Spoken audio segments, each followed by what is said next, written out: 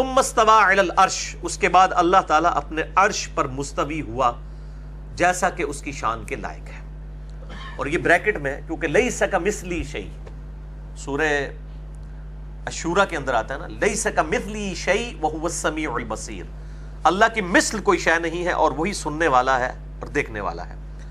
تو اللہ کے لیے کوئی مثال نہیں بیان کی جا سکتی کہ اللہ کا عرش پہ مستوی ہونا کیسا ہے، کوئی تمثیل اس کی بیان نہیں ہو سکتی. امام مالک رحمہ اللہ تعالی المتوفی 179 ہجری کا قول بڑا مشہور ہے، کتاب الاعتقاد امام البیہقی کی کتاب میں، کہ امام مالک کہتے ہیں کہ اللہ تعالیٰ کا عرش پہ استوا معلوم ہے، کتاب و سنت سے ہمیں معلوم ہے کہ اللہ تعالیٰ اپنے عرش پہ ہے. ایمان لانا واجب ہے، کیفیت مجہول ہے، یعنی ہمیں یہ نہیں پتا کہ اس کا استوا علی العرش کیسا ہے، کیونکہ لیس کمثلی شیء، اس کی مثل تو کچھ ہے ہی نہیں ہے. استوا معلوم ہے، ایمان لانا واجب ہے، کیفیت مجہول ہے، اور سوال کرنا بدعت ہے. یعنی اگر کوئی سوال کرتا ہے کہ اللہ تعالیٰ اپنے عرش پہ کس طرح مستوی ہے، اس کی کوئی ریزیمبلنس بیان کی جائے، کوئی مثال بیان کی جائے، تو یہ سوال کرنا ہی بدعت ہے، اس کی تو مثال بیان ہی نہیں کی جا سکتی. تو کس طریقے سے اس ڈیٹیلز میں پڑھا جائے تو انسان گمراہی کا دروازہ اپنے اوپر کھول لے گا. اس لیے میرا ایک کلپ بھی ریکارڈڈ ہے یوٹیوب کے اوپر، آپ لکھیں اللہ کہاں ہے تو سب سے ٹاپ پہ میرا ہی کلپ کھل جائے گا. اسی طریقے سے استوا علی العرش کا عقیدہ، کسی بھی اعتبار سے آپ اللہ عرش یہ الفاظ لکھیں تو میرے ہی کلپ ٹاپ کے اوپر کھلیں گے. 3-4 مختلف مواقع کے اوپر میں نے اس عقیدے کے حوالے سے حنفی اور سلفی دونوں کی ایکسٹریمز کا رد کیا ہے. یعنی حنفی ایک دوسری ایکسٹریم پہ چلے گئے، انہوں نے کہا کہ استوا علی العرش کی ہم تعویل کریں گے، ان کو اپنے اصلی معنوں میں معمول نہیں سمجھیں گے، بلکہ اللہ کا جو ہے وہ تخت حکومت جو ہے وہ عرش ہے، اللہ کی تجلیات کا مرکز عرش ہے، لیکن یہ نہیں کہیں گے کہ اللہ عرش پر ہے. اب یہ کیسے نہ کہا جائے الرحمن علی العرش استوا، واضح قرآن حکیم میں کم از کم 6 دفعہ اسی طرح کی ملتی جلتی آیات آئی ہیں. ثم استوى علی العرش سورۃ الاعراف میں بھی آئی، اور سورہ ہود کے اندر، سورہ سجدہ کے اندر، حتیٰ کہ امام احمد بریلوی صاحب المتوفی 1340 ہجری، انہوں نے جو ترجمہ کیا ہے کنز الایمان میں الرحمن علی العرش استوى، سورہ طٰہٰ کی شروع کی آیات کا، تو انہوں نے یہی ترجمہ کیا ہے کہ رحمان نے اپنے عرش پر استوا فرمایا، رحمان اپنے عرش پر مستوی ہوا، بریکٹ میں لکھا جیسا کہ اس کی شان کے لائق ہے. تو انکار انہوں نے بھی نہیں کیا. اور دوسری ایکسٹریم کے اوپر ہمارے سلفی علماء، خصوصاً اس میں بھی جو عرب کے علماء ہیں، وہ بہت زیادہ ایکسٹریم رویے پہ چلے جاتے ہیں، اور بسا اوقات ان کے عقائد سے یعنی یوں معلوم ہوتا ہے جیسا کہ وہ مجسمہ کا عقیدہ رکھتے ہیں، کہ اللہ تبارک و تعالیٰ کے لیے شاید اس طرح کی ریزیمبلنس بعض اوقات وہ بیان کر جاتے ہیں، اور اس طرح کی وہ اسٹرکٹنس بیان کرتے ہیں، اور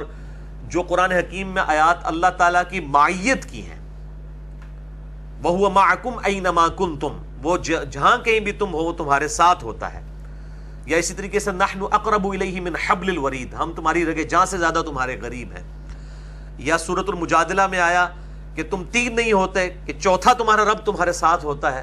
تم 5 نہیں ہوتے کہ چھٹا تمہارا رب تمہارے ساتھ ہوتا ہے، نہ اس سے کم نہ اس سے زیادہ، تم جہاں کہیں بھی ہو وہ تمہارے ساتھ ہوتا ہے. پھر بخاری اور مسلم کی متفق علیہ حدیث ہے کہ ایک سفر کے دوران چند اصحاب بلند آواز سے اللہ اکبر لا الہ الا اللہ پڑھ رہے تھے، تو آپ صلی اللہ علیہ وآلہ وسلم نے انہیں منع فرمایا، اور فرمایا کہ تم کسی بہرے اور غائب کو نہیں سنا رہے ہو، تم اس کو سنا رہے ہو جو تمہاری سواری کی گردن، یعنی اونٹ پہ تم بیٹھے ہو اس کی گردن سے بھی زیادہ وہ تمہارے قریب ہے، تم کسی بہرے اور غائب کو نہیں سنا رہے ہو. اور پھر آپ نے فرمایا میں تمہیں جنت کے خزانوں میں سے خزانہ عطا فرماتا ہوں، وہ ہے لا حول ولا قوت الا باللہ، نہیں ہے طاقت گناہوں سے بچنے کی اور نہ ہے قوت نیکیاں کرنے کی مگر اللہ کی توفیق کے ساتھ. یہ حدیث بخاری اور مسلم دونوں میں موجود ہے، اور میں نے یہ جو بلو کارڈ میں جو وظائف لکھے ہیں اس میں نے اس حدیث کا نمبر بھی دیا ہے، لا حول ولا قوت الا باللہ. صحیح بخاری میں 6409 ہے اور صحیح مسلم میں 6862 ہے. یہ مکمل حدیث آپ پڑھ کے دیکھیں تو آپ کا اللہ تعالیٰ کی معیت کے بارے میں عقیدہ بالکل کلیئر ہو جائے گا. اب نبی علیہ السلام جو مثال بیان فرما رہے ہیں تمہاری سواری کی گردن سے بھی زیادہ تمہارے قریب ہے، اور پھر ساتھ ارشاد فرما رہے ہیں کہ تم کسی بہرے اور غائب کو نہیں سنا رہے ہو. جب بہرا اور غائب نہیں ہے وہ، تو اس کے الٹ پھر کیا کیا جائے گا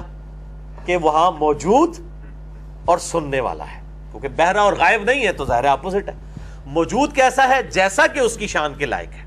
اپنے عرش پہ مستوی ہوتے ہوئے بھی وہ ہمارے ساتھ ہے، اس کے لیے ریزیمبلنس نہیں بیان کی جائے گی۔ اس میں پھر بعض اہل حدیث علماء جو ہے وہ غلوف کے اندر چلے جاتے ہیں، وہ کہتے ہیں جب ہم ٹوائلٹ میں جاتے ہیں تو کیا اللہ تعالیٰ ہمارے ساتھ اس وقت ٹوائلٹ میں بھی موجود ہوتا ہے؟ جی ہاں، جیسا کہ اس کی شان کے لائق ہے وہ ہر وقت ہمارے ساتھ ہے۔ وہ تو اللہ تعالیٰ قرآن حکیم میں فرماتا ہے جب تم رات کے وقت اپنی چادروں میں لپٹے ہوئے ہوتے ہو، ٹھیک ہے، تو اللہ تعالیٰ سے تم اس وقت بھی پوشیدہ نہیں ہوتے ہو، تم اپنے کپڑوں میں بھی اللہ تعالیٰ سے پوشیدہ نہیں ہوتے ہو، ٹھیک ہے، تو اللہ تعالیٰ سے تو کوئی پردہ نہیں ہے۔ پھر میں ان سلفی علماء کو نا الزامی جواب کے طور پہ پھکی دیتے ہوئے کہتا ہوں کہ جی صحیح مسلم میں حدیث ہے کہ رحمان، ہر شخص کا دل رحمان کی 2 انگلیوں میں ہے، چاہے تو یوں پلٹ دے چاہے تو یوں پلٹ دے۔ کہتے ہیں بالکل ٹھیک ہے۔ اچھا، میں نے کہا پھر اس کا مطلب یہ ہے کہ جب ہم ٹوائلٹ میں جاتے ہیں اس وقت بھی ہمارا دل رحمان کی 2 انگلیوں میں ہوتا ہے؟ اب پھر وہ ان کے لیے پھر مصیبت بن جاتی ہے، پھر ان کے لیے مصیبت بن جاتی ہے، تو کیا وہ باہر نکل جاتا ہے؟ تو کہتے ہیں نہیں، ان ڈیٹیل میں نہیں جانے کی ضرورت، ہم یہی کہتے ہیں جیسا کہ اس کی شان کے لائق ہے۔ تو وہ جب الزامی جواب دیا جائے نا پھر فوراً بیک فوٹ پہ آ جاتے ہیں۔ اسی طریقے سے رحمان اپنے عرش پہ ہوتے ہوئے ہمارے ساتھ ہے جیسا کہ اس کی شان کے لائق ہے، اس کی مائیت ہمارے ساتھ ہے، لیکن اس کے لیے کوئی تمثیل بیان نہیں کی جائے گی، ادروائز ایک مصیبت کھڑی ہو جائے گی۔ اور میں جہاں یہ آیات آ رہی ہیں میں بڑی ڈیٹیل کے ساتھ بول رہا ہوں اس حوالے سے تاکہ کوئی فتنہ کھڑا نہ ہو، کیونکہ دونوں طرف ایکسٹریم رویے پائے جاتے ہیں۔ لہذا درمیان کا معاملہ یہ ہے کہ اللہ تعالیٰ کی طرف سے جو دونوں آیات نازل ہوئی ہیں، معیت کی بھی اور استوا علی العرش کی، دونوں کو من و عن اسی طریقے سے بغیر کسی کیفیت کے قبول کیا جائے۔ اور پاکستان میں بھی 2 اہل حدیث علماء ایسے ہیں کہ جنہوں نے جرأت کی ہے۔ ایک تو حافظ سعید صاحب جو جماعت الدعوہ کے امیر ہیں، انہوں نے کتاب لکھی عقیدہ و منہج، اس میں انہوں نے کلیئر کٹ لکھا ہے کہ ہم اس تکلف میں نہیں پڑھتے کہ اللہ تعالیٰ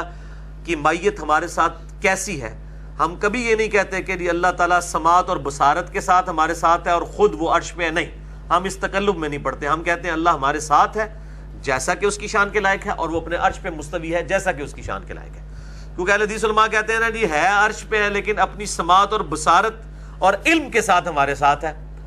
تو حافظ سعید صاحب نے عقیدہ و منہج کتاب میں لکھا ہم اس تکلف میں بھی نہیں پڑھتے۔ تو ظاہر ہے کہ یہ اب جب میں نے اس کو ہائی لائٹ کیا ہے تو اب حافظ سعید صاحب کے لیے شامت آ گئی، اور کئی اہل حدیث علماء نے کہا یہ تو حافظ سعید تو گمراہ ہے۔ تو میں نے کہا آپ کو پتہ ہے وہ شاگرد کن کے ہیں؟ وہ مفتی اعظم سعودیہ 66 سال تک شیخ عبدالعزیز بن باز، جو 1933 سے لے کر 1999 تک، 1933 سے 1999 تک 66 سال تک مفتی اعظم سعودیہ رہے ہیں، ان کے شاگرد ہیں حافظ سعید صاحب۔ اور دوسرے عالم دین جماعت الدعوہ کے ہی مفتی اعظم ہیں پاکستان کے، محمد بن عبدالسلام بن محمد بن عبدالسلام، تو انہوں نے ترجمہ بھی کیا اور تفسیر بڑی اچھی ان کی 4 جلدوں کے اندر آئی ہے۔ انہوں نے بھی استواء علی العرش کے حوالے سے جہاں آیات آئی ہیں انہوں نے کلیئر کٹ حافظ سعید صاحب علیہ وہ معاملہ لکھا ہے کہ ہم اللہ تعالیٰ کی اپنے ساتھ معیت کو بھی مانتے ہیں اور استواء علی العرش کو بھی مانتے ہیں، اور دونوں کی جو کیفیت ہے وہ اللہ کو تفویض کرتے ہیں۔ یہی بات میں بھی بار بار کرتا ہوں، تو خواہ ہنگامہ کھڑا کر دیتے ہیں، حالانکہ اس میں کوئی مصیبت والا معاملہ نہیں ہے، کیونکہ آپ جب اس طرح کے ریسٹرکٹ ایک پوائنٹ آف ویو اڈاپٹ کر لیتے ہیں تو وہ پھر ایک طرف کی آیات کو مانتے ہوئے دوسری طرف کی آیات کی نفی ہو جاتی ہے۔ لہٰذا اللہ تعالیٰ اب قیامت دن آپ سے یہ نہیں پوچھے گا کہ آپ نے اس کی ڈیٹیلز کیوں نہیں بیان کی ہیں۔ اگر ایک بالکل سطحی عقیدہ کوئی لے کے دنیا سے جاتا ہے کہ میں اللہ تعالیٰ کو عرش پہ مستوی مانتا ہوں جیسا کہ اس کی شان کے لائق ہے، اور میں اپنے ساتھ بھی مانتا ہوں جیسا کہ اس کی شان کے لائق ہے، اور میں اس کی تفصیلات کو تفویض الامر الی اللہ کرتا ہوں، اللہ ہی کے سپرد کرتا ہوں کہ اس کی مائیت میرے ساتھ کیسی ہے اور وہ استواء علی العرش کیسا ہے، تو ظاہر ہے اس کی تو کوئی پکڑ نہیں ہوگی۔ ادروائز یہ جو مصیبت کھڑی کی ہے انہوں نے بات کے اوپر، پھر میں ان کو کئی حدیث، یہ تو صحیح مسلم سے لے کے آتے ہیں نا، ایک لونڈی والی حدیث کہ نبی علیہ السلام نے اس سے پوچھا این اللہ، اللہ کہاں ہے؟ تو اس نے کہا فی السماء، اللہ تعالیٰ آسمانوں میں ہے۔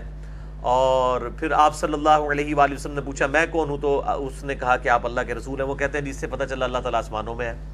بھئی قرآن حکیم میں تو اللہ تعالیٰ سورۃ البقرہ میں فرماتا ہے تم جہاں کہیں بھی رخ کرو اللہ ہی کا چہرہ پاؤ گے، اور آج تو ہمیں سائنٹیفکلی کئی چیزیں پتہ چل گئی ہیں. یعنی آج ہم پاکستان میں بیٹھے ہوئے ہیں اور یہاں سے اگر کوئی شخص آسمان کی طرف اشارہ کرے گا تو وہ اس طرف ہوگا, لیکن اگر کوئی شخص امریکہ میں کھڑا ہوگا تو وہ ایگزیکٹ ہمارے نیچے کھڑا ہوگا, اور جب وہ کھڑا ہو گیا آسمان پہ اشارہ کرے گا تو وہ نیچے کی طرف ہوگا, اور جو یہاں پہ ہوگا اس کا اشارہ اس طرف ہوگا. تو وہ قرآن کی آیت پھر بڑی فٹ ان ہے کہ تم جہاں کے ہی بھی چہرہ کرو, جس طرف بھی رخ کرو اللہ ہی کا رخ پاؤ گے. یعنی یہ سائنٹیفکلی آسمان سے اشارہ یہاں تو ٹھیک ہے, لیکن اگر میرے ایگزیکٹ نیچے امریکہ میں کوئی بندہ ہے, وہ جب آسمان کی طرف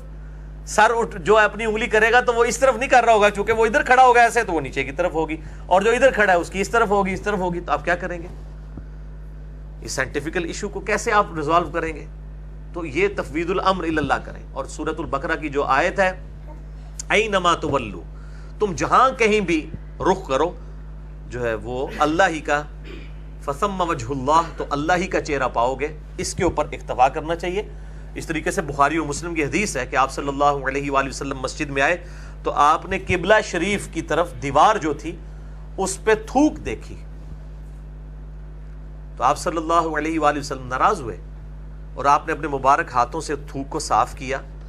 اور آپ صلی اللہ علیہ وآلہ وسلم نے فرمایا جب تم میں سے کوئی شخص جو ہے وہ کھڑا ہوتا ہے رب کے حضور نماز پڑھنے کے لیے, تو اس کا رب اس کے اور قبلے کے درمیان ہوتا ہے, تو تم کبھی بھی قبلہ رخ مت تھوکو. اب کسی سے ابھی نے نہیں کہا یا رسول اللہ, اللہ تو عرش پہ ہے, یہاں درمیان میں کہاں سے آ گیا؟ تو یہ جو اتنا خطرناک کھیل جو ہے وہ سلفی اہل حدیث علماء اور دوسری طرف حنفی علماء کھیل رہے ہیں کہ ان کو یہ پتہ نہیں ہے کہ اللہ تعالیٰ کی صفات, شاہ ولی اللہ دہلوی نے حجت اللہ البالغہ میں لکھا ہے کہ اللہ کی جو صفات ہیں یہ بہت سینسٹیو ایشو ہے. یہ تو آپ سمجھ لیں 11,000 وولٹ کو ہاتھ ڈالنے والی بات ہے کہ آپ اس کی ڈیٹیلز میں پڑھیں, جبکہ ہمارا نالج ہی لمیٹڈ ہے. اللہ تعالیٰ کی ہم تفصیلات اس طرح بیان نہیں کر سکتے. تو ابو داؤد میں جب یہ روایت آتی ہے بخاری اور مسلم کی, یہ تھوک پھینکنے والی, تو آپ صلی اللہ علیہ وآلہ وسلم کے اگلے الفاظ ہیں کہ آپ صلی اللہ علیہ وآلہ وسلم نے فرمایا کہ اس شخص نے اللہ اور اس کے رسول کو تکلیف دی ہے جس نے قبلے کی طرف تھوکا ہے, اور پھر آپ صلی اللہ علیہ وآلہ وسلم نے اسے امامت سے بھی اتار دیا اور فرمایا کہ جب تمہارا امام آئے تو اسے بتاؤ کہ نبی صلی اللہ علیہ وآلہ وسلم نے تمہیں امامت سے معزول کر دیا قبلہ رخ تھوکنے کی وجہ سے. اندازہ کریں. اس لیے میں کہتا ہوں تھوکتے وقت, پیشاب کرتے وقت, ایون ٹانگیں بھی سیدھی کرنی ہو تو قبلہ رخ کے اعتبار سے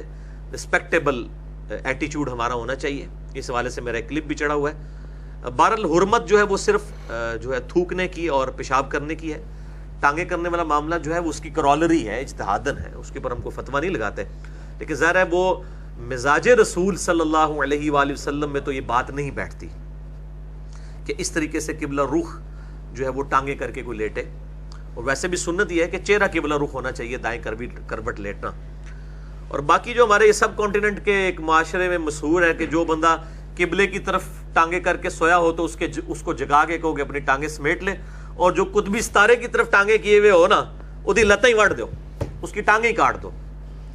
یعنی وہ قطبی ستارے کے بارے میں پتہ نہیں ان کا کیا عقیدہ ہے, ستارے کے بارے میں کسی بزرگ بابے کی کوئی قبر ہے اس طرف, یہ کیا ان کا عقیدہ ہے. تو وہ کہتے ہیں جی قبلہ رخ جو ٹانگیں کر کے سویا ہوا ہے نا, لین دیال, اور پنجابی کا لین دیال, جڑا لتاں کر کے ستے ہیں نا انہوں تے ٹھالو, تے جڑا کتب ال کر کے پتہ نہیں کتب غوث کتب ابدال تو انہیں کڈیا ہوئے انہوں نے, وہ لتیں ہی وڑ دو, انہوں دسو بھی نہ ایڈا بڑا تو جرم کر لیا. بال یہ سارے ہوں فیل ہو گئے ہیں, اللہ نے انہوں تے ایسی بلا چھڑ دیتی ہے جائیے سی سارے جھوٹ. العرش کے حوالے سے آج میں نے پھر ڈیٹیل گفتگو کر دی تاکہ کسی کو کوئی